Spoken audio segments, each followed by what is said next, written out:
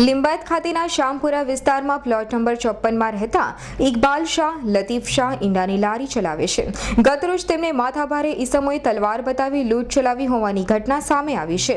ઇકબાલ શાહે જણાવ્યું હતું કે ગત મોડી રાત્રિએ તેઓ પોતાની ઈંડાની લારીએ ઊભા હતા ત્યારે બે ઈસમો તલવાર લઈ દુકાનની અંદર ધસી આવ્યા હતા અને નાણાંની માંગણી કરી હતી।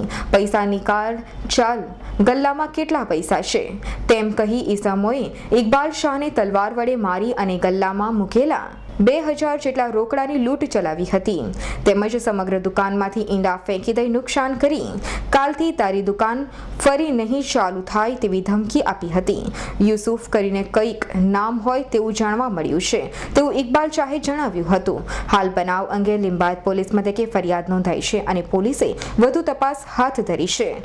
રાતે બે જણા અહીંયાથી આવેલા, અમે અહીંયા ગલ્લા પર ઉભેલા, ભાઈ અહીંયા આમલેટ બનાવતો તો ડાયરેક્ટ તલવાર લઈને આવ્યા આ ભાઈથી ને કે ચલો પૈસા નીકાળો। મેં કહ્યું આને પૈસા ભાઈ, એ કે પૈસા નીકાળો, ચાલો કેટલા છે ગલ્લામાં? તો મેં પૈસા નહીં આપ્યા તો મને તલવાર મારી તો મેં હટી ગયો, પછી મેં ગભરાઈ ગયો તો બે જણે અંદરથી પૈસા બી લઈ ગયા। 2000 રૂપિયાનો કંઈ ગલ્લો હતો સાહેબ, અને ઈંડા વિંડા બધા ફેંકી દીધા મારા અને એમ કહે કે કાલથી તારી દુકાન નહીં ચાલુ થાય, જોજે તું હવે એમ કરી।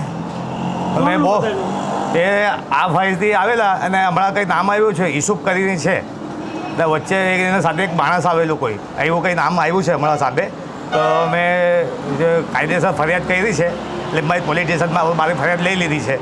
Bureau report, Surat.